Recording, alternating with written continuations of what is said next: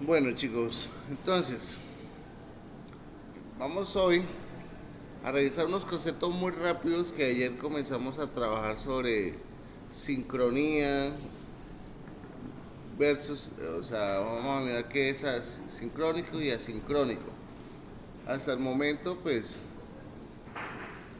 bueno, nosotros hemos venido trabajando en nuestra programación ha sido sincrónica. Cuando hablamos de sincronía, es que todo se está dando línea a línea. La diferencia básica entre sincrónico y asincrónico es que lo sincrónico va a depender de alguien que interactúe y ejecute algún tipo de evento. Como por ejemplo acá, en ese pequeño bloque de código, observamos que tenemos una referencia a una clase, tenemos la asignación a un context, a un text content, pero luego nos sale un alert. La sincronía en ese momento va a depender que el usuario le dé clic en dónde, en aceptar para continuar la ejecución del código. El asincrónico no. El asincrónico de manera automática pues va a esperar un tiempo estipulado por el desarrollador y lo que va a hacer es que a continuar la ejecución del código. ¿Okay? Mire, dice, lo sincrónico ejecuta el código de manera lineal, línea por línea. Cada línea de código espera que la línea anterior finalice. ¿Okay? Dice que existen largos tiempos de ejecución en el código. Pues obviamente aquí vamos a depender de que si el usuario se quiere demorar una hora esperando y darle clic en aceptar, pues eso va a suceder. ¿Listo? Ahora venimos con el tema de asincronía. ¿Se acuerda que ayer veíamos el set time out? El set time out es una función de JavaScript que nos va a permitir poder ejecutar procesos, digamos, pues podemos decir que es en background, pero no es en background realmente, pero sí se está haciendo de manera automática. Quiere decir que al momento de que ocurra esa función, es lo que va a hacer es a esperar un tiempo límite. En este caso son 5000 milésimas de segundo, o sea, 5 segundos, y va a continuar con la ejecución del código. A diferencia del anterior. El anterior, pues, teníamos una opción ahí que era el alert, y teníamos que esperar a que el usuario pues diera clic sobre la opción. Bien. Dice, el código asincrónico se ejecuta después de que una tarea se ha ejecutado en background, ¿ok? En background, y que esta pues haya finalizado. Lo asincrónico, el código asincrónico es no blocking. Cuando hablamos de no blocking, es lo que está sucediendo anteriormente con el alert. El alert bloquea la ejecución. El asincronismo lo que hace es ponerla en un estado de pausa. Muy diferente, ¿ok? Es muy diferente. Entonces, y el asincronismo pues se ejecuta automáticamente. Las funciones callbacks no tienen código asincrónico, ¿ok? Recordemos que una función o un callback es aquella función que llama a otra función a través de un parámetro. Ahorita vamos a ver un ejercicio de un ejemplo de un callback para que entiendan. A pesar de que el callback ya no se está usando muy a menudo, porque para eso existen hoy en día las promesas. ¿Okay? Por ejemplo, aquí tenemos lo siguiente. Tenemos un código que se está ejecutando línea a línea y estamos viendo que la carga de una imagen es asincrónica, porque sí o sí la página web nuestra se va a cargar. Una imagen puede ser que se cargue o no, y si no se carga la imagen, la página no se carga, no, es indiferente. La imagen se va a cargar sí o sí, dependiendo de quién se carga la imagen, dependiendo que exista el recurso, dependiendo que hayamos puesto bien el nombre, dependiendo que si el servidor donde están alojadas las imágenes esté activo. Bueno, son diferentes factores que nos pueden determinar si una imagen se carga o no. ¿Ok?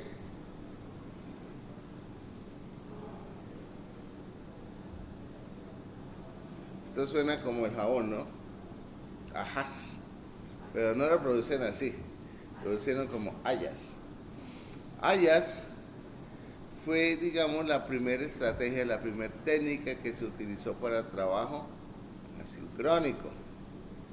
Dice, permite comunicar con servidores remotos de manera asincrónica.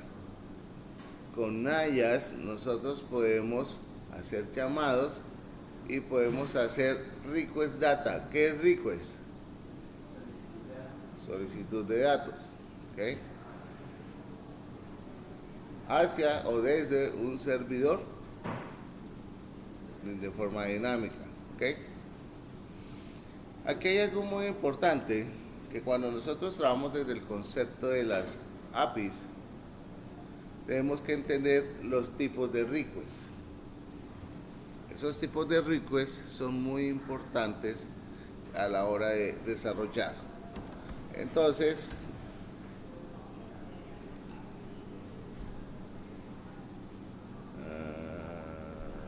¿cómo colocamos?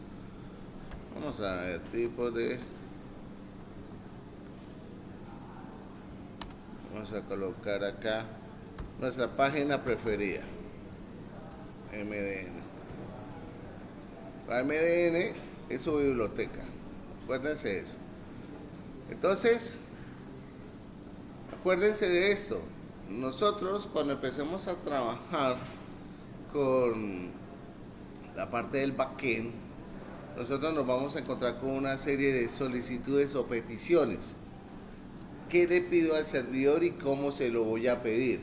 ¿Ok? Entonces, tenemos el método GET.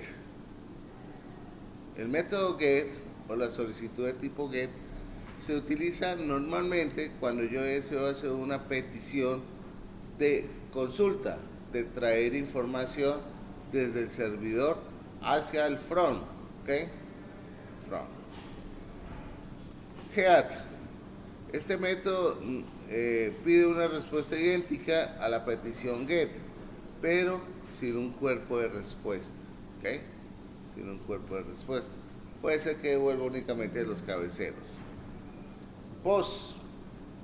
El POST, resumiendo palabras técnicas, todo lo que quieran escuchar hermoso y bello, se utiliza específicamente cuando yo deseo registrar información nueva a una base de datos, es decir, cuando deseo enviar data al servidor para que esa data se guarde.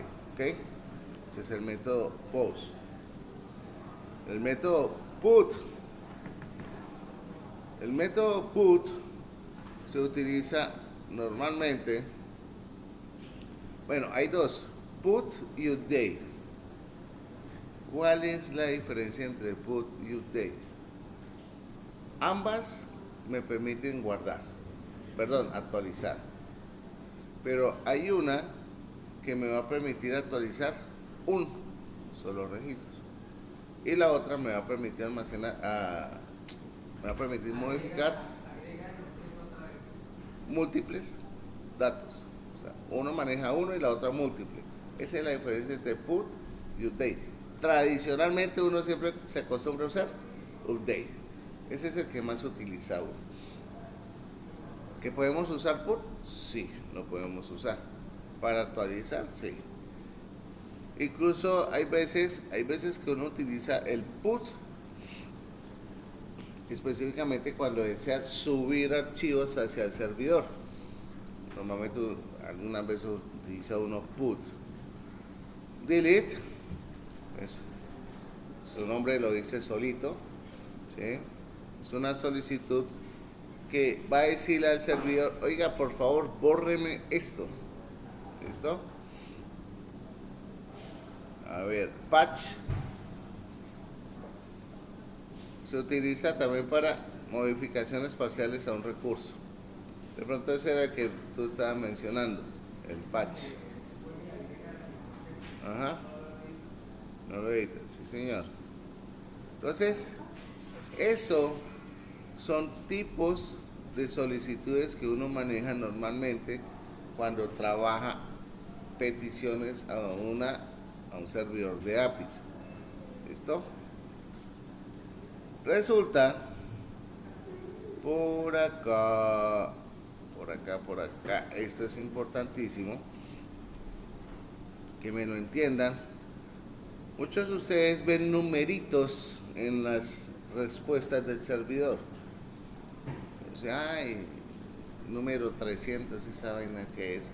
Ay, número 500, esa joda que es. No tengo ni idea. Entonces vamos a mirar algunos errores que pueden surgir dentro de una petición. Estos errores nos van a ayudar a retroalimentar al usuario en un determinado momento. ¿Ok? Entonces, por ejemplo, tenemos un error 100. Dice, el código de respuesta de estado informativo 100 continuo indica que todo hasta ahora está bien y que el cliente debe continuar con la solicitud o ignorarlo si ya está terminado. Por ejemplo, si yo le digo, oiga, vaya al servidor, haga una petición, si me devuelve un código 100, significa que el servidor está funcionando. Bueno, entonces si está funcionando, entonces puedo continuar con la siguiente petición. Pero si no está funcionando, pues ni modo que hacer. ¿Okay? 101, intercambio de protocolos, que el servidor está cambiando de protocolo solicitado por un cliente que mandó un mensaje incluyendo una cabecera. Después miramos lo de las cabeceras. ¿Okay? Los más comunes son 200. 200 hace como hace el profe de Artemis. Todo funcionó, vamos bien, sigamos. ¿Okay? 200 significa que la petición se hizo correctamente y que todo está al pelo. Todo nos está funcionando muy bien. ¿Okay? Por ejemplo, si yo envío una solicitud con un post, me devuelve el 201, que significa que el registro fue creado. ¿Okay?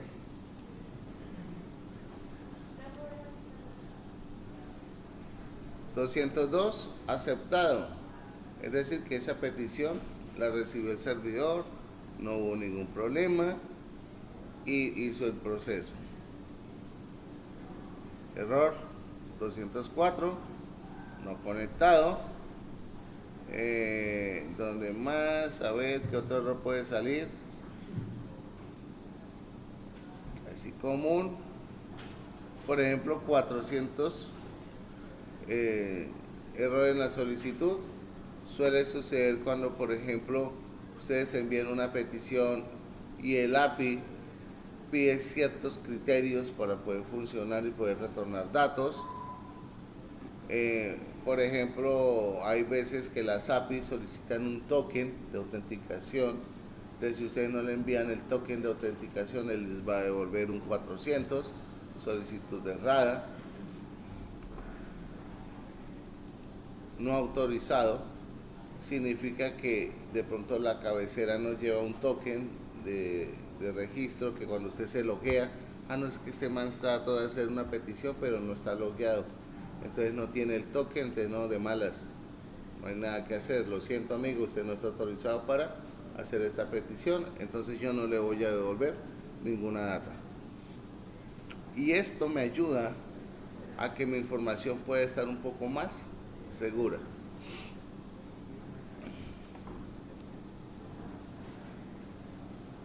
Forbidden, interesante este errorcito. El servidor ha recibido y ha entendido la petición, pero la rechaza. Esto se utiliza normalmente se utiliza cuando yo no tengo acceso a un recurso del servidor. Por ejemplo, el Linux se puede dar muy a menudo. Quiere decir que yo estoy tratando de acceder a una carpeta y si esa carpeta tiene restricciones, entonces me dice forbidden, contacte al administrador. Ah, carajo, algo pasó. Esta que es común que les pase, no found. No found significa que el recurso que ustedes están tratando de buscar no existe donde lo están buscando. En pocas palabras, revise si está la ruta bien, revise si está el recurso y ya. Otro que es muy común, bueno, el timeout, es que cuando se sobrepasa el tiempo para que el servidor nos dé una respuesta. Tenemos por acá otro que es muy común que ocurra, está por acá, el 500. Y este error 500 es muy común en las aplicaciones del gobierno. No sé si ustedes se han dado cuenta cuando entran a las aplicaciones. Error 500. Pues, ¿qué pasó? No, pues sencillo. Error en el servidor. ¿Qué pasó en el servidor? Se cayó, se bloqueó, lo hackearon, lo borraron. Bueno, cualquier cosa puede haber pasado por el servidor. E incluso una mala configuración puede dar un error interno del servidor. Chicos, estos errores les recomiendo que por favor se documenten en la página oficial de Mozilla. No hay que por ahí cierta prueba, el profesor se le ocurra preguntar sobre códigos de errores. Entonces revísenlos, analícenlos. No todos van a salir, pero sí es importante conocerlos. Como nos dicen a nosotros en las empresas, no es obligatorio que haga la capacitación, pero se recomienda para que aumente su nivel de conocimiento. Entonces, no es obligatorio, pero se recomienda para que aumenten su nivel de conocimiento, sobre todo si se van a dedicar al backend. ¿Okay? El backend es muy importante entender todos estos códigos de errores, entender todo este tipo de peticiones y solicitudes. ¿Okay? Esto es muy importante, no lo pueden omitir.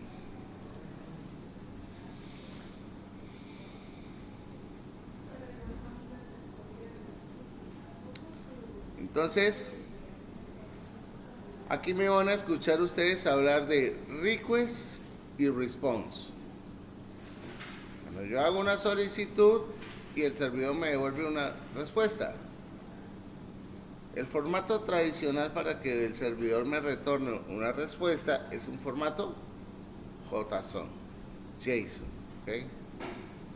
Siempre las respuestas van a venir en formato JSON. Entonces no se preocupen por eso. XML, algunas aplicaciones la usan, pero ya por ejemplo, en programación moderna, pues la gente usa JSON. ¿Por qué usa JSON? Sencillo. Primero, porque su estructura es fácil. Segundo, porque la interoperabilidad de los programas es mucho más fácil. Es decir, yo le puedo compartir información de un programa a otro a través de un archivo JSON. ¿Okay? Yo puedo tener un programa aquí hecho en C++ y aquí tengo otro hecho en JavaScript. Entonces, estos dos necesitan datos. No se conocen, no hablan de pronto el mismo idioma, pero puede haber un JSON que les permita comunicarse entre los dos y poder obtener información del uno del otro. ¿Ok? Entonces, intercambio de información, el JSON está ahí. Ahora sí, fíjense que este concepto es importante y ayer pues se me escapó bastante en algunas conceptualizaciones por querer complacerlos e ir más rápido. Entonces omitimos cosas que son muy detalladas, que son demasiado importantes a la hora de trabajar con estos conceptos.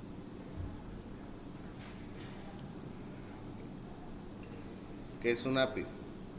Application Programming Interface. Dice, es una pieza de software que puede ser usada por otras piezas de software. Uy, eso está filosófico, ¿sí o no? Acuérdense, una API es una pieza de software que puede ser utilizada por otras piezas de software. ¿Okay? Angelo, ¿qué significa el acrónimo API? ¿Qué significa el acrónimo API?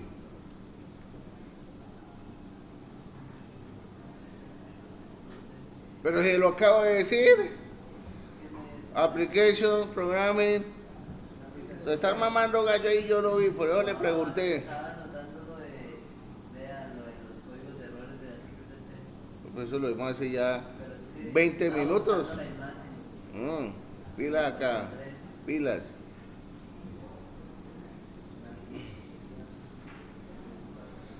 Entonces, el método de intercambio de información más usado en las APIs es un JSON. Facilidad en estructura, facilidad en su data. Hay muchos tipos de APIs. Nosotros podemos contar con demasiados APIs. El Banco de la República tiene un API para que nosotros podamos consultar la parte financiera. Incluso si ustedes se van a dedicar a ser brokers, también hay un API que nos da información acerca de las criptomonedas, cuál es el estado, si subió, si bajó, todo eso lo podemos obtener. ¿Okay? Por ejemplo, el DOM. ¿Ustedes sabían que el DOM era un API? El DOM es un API que nos permite manipular la estructura de una página web. Pero eso es un API. Un API. Las APIs de geolocalización de San Google y otras empresas que existen ya hoy en día, que donde nos da la georreferenciación, o lo que ustedes van a hacer, crear su propia API. ¿Listo? Existen APIs que nos dan información de qué? Clima, información de algunas ciudades, vuelos. Por ejemplo, hay una aplicación que se llama FlightRadar. FlightRadar me va a permitir a mí ver el estado de un vuelo, cómo está, en dónde está, a qué hora despegó, a qué horas aterriza, si ya aterrizó o no. Entonces hay APIs que nos permiten manipular esa información. ¿Sí?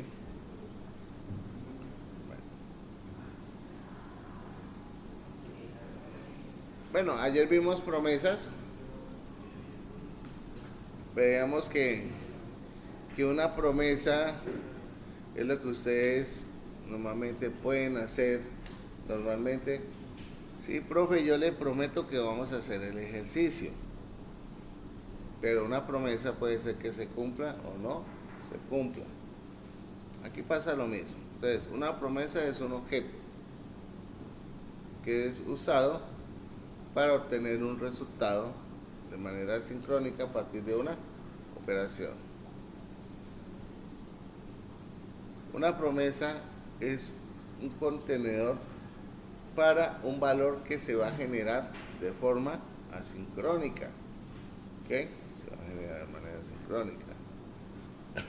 Una promesa puede contener un valor futuro. Un valor futuro. Entonces, por ejemplo, nosotros podemos comprar el balot, pero puede ser que se cumpla, que no lo ganemos o que no lo ganemos. Entonces básicamente una promesa vino a reemplazar el infierno que le dicen de los callbacks, porque supuestamente un callback es algo muy complejo de trabajar, sobre todo cuando uno hace consumo de APIs. Entonces las promesas nos ayudan de una manera mucho más eficiente y sencilla a hacer peticiones, ¿okay? No significa que un callback no se utilice, ¿okay? Los callbacks se siguen utilizando. Las promesas tienen un ciclo de vida. Acuérdense de este ciclo de vida.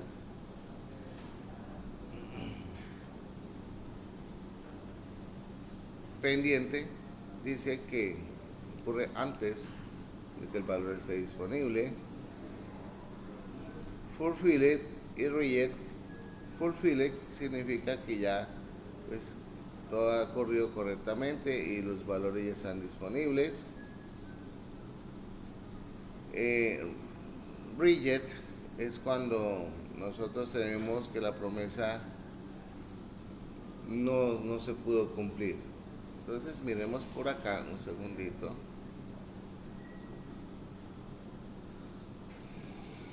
Por ejemplo, mire, estos son los callbacks.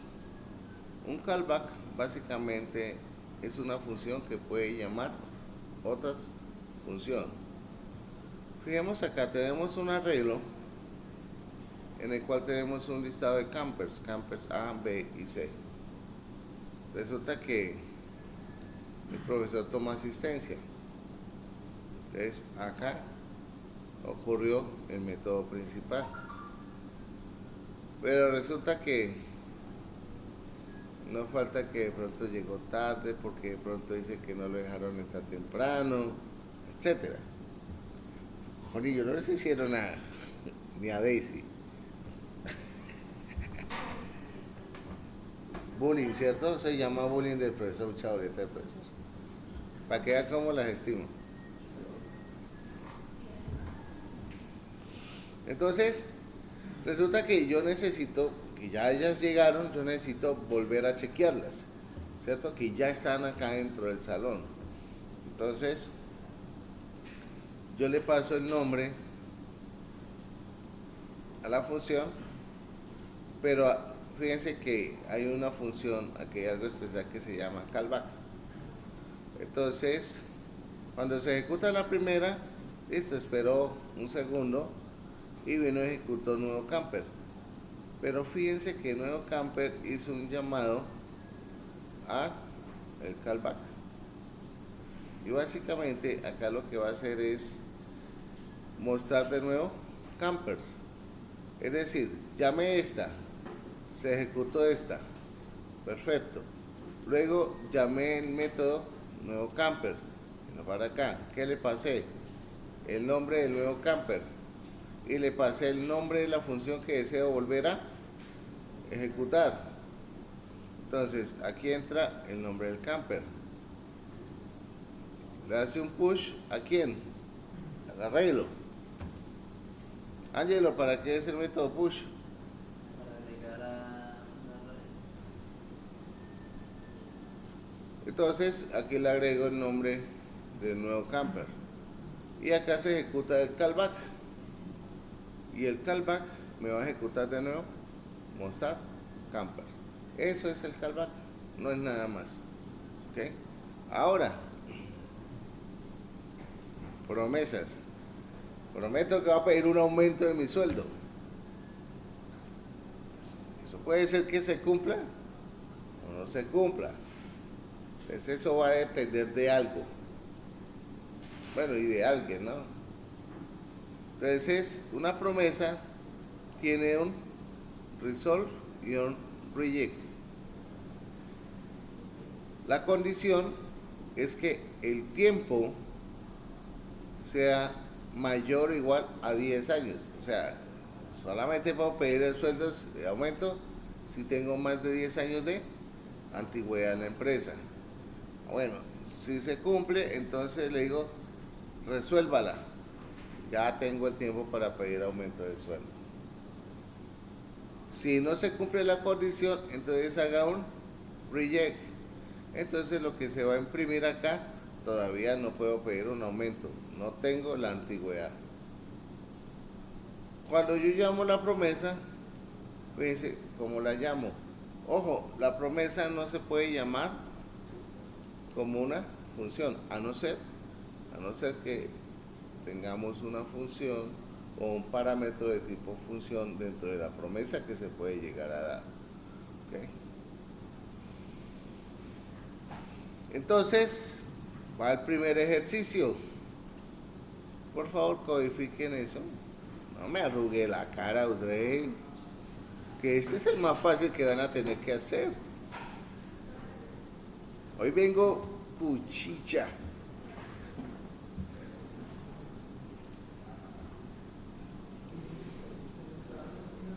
Listo. Entonces, vamos a ver si tengo otro ejercicio por acá. Tenemos este otro ejercicio de pedir aumento. Hay una pequeña diferencia con el anterior. Si ustedes se dan cuenta, ese pedir aumento tiene dos métodos que estamos usando: el then y el catch. Resulta que en la programación existe algo que se llama la captura de errores. El catch es tomado de un personaje deportivo de un deporte que se llama el béisbol. ¿Qué hace el catcher?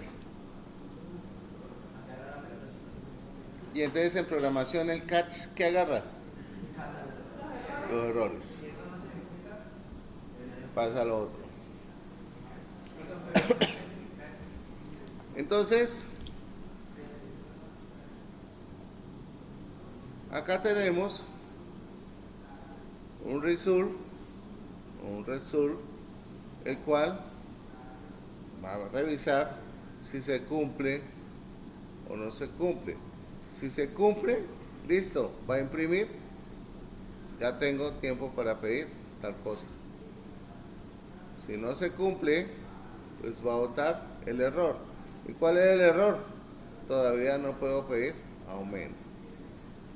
Esta estructura que ustedes ven acá es la misma estructura que se utiliza en Fetch API, que es el tema que vamos a ver ahora. O sea, Fetch API es una promesa que me va a permitir consumir recursos de un servidor. En este caso, consumir datos, información, etcétera. ¿Okay? Si quieren, hagan este bloquecito para que revisen el resultado.